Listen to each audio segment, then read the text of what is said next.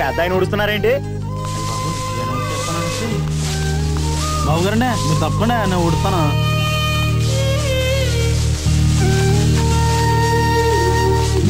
చూసారా రోడ్లు ఎలా ఉన్నాయో?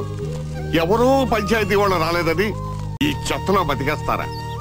మన కొంపలు ఊడ్చుకోకుండా ఇలాగే ఉంటామా? మన పని మనం చేసుకోవడానికి కూడా వంతలు వేసుకుంటారా? గాంధీ గారు ఆనాడు హరిజన వాడికి వెళ్ళి వాడంతా శుభ్రం చేసింది మనది మనం శుభ్రం చేసుకోవాలని చెప్పడానికి. ఆ మహానుభావుడితో తిరిగిన నేను మిమ్మల్ని మాత్రం మార్చలేకపోతున్నాను.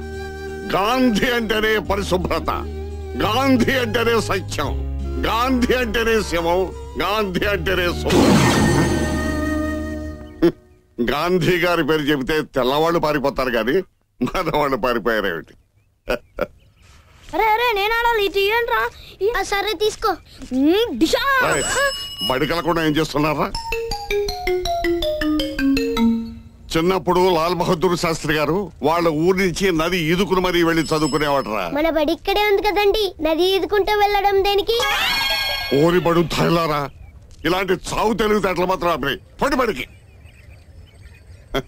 ఈ కాలం పిల్లలతో మాత్రం మాట్లాడలేము. నమస్కారం అయ్యా. నమస్కారం. ఆ స్కూల్ రోడ్డు మరమ్మతుల గురించి బాగా గుర్తు చేశారు. మున్సిపల్ కమిషనర్ తో ఆ రోజుల్లో గాంధీ గారితో కలిసి స్వాతంత్ర సమరంలో పాల్గొని తామ్ర పథకాన్ని కూడా సంపాదించిన శివరామకృష్ణ గారు పంపించారు. చెప్పండి, మన పనులు వెంటనే పూర్తి చేస్తాం. అలాగేనండి. అవును, మా బోసుగాడు కనపడ్డే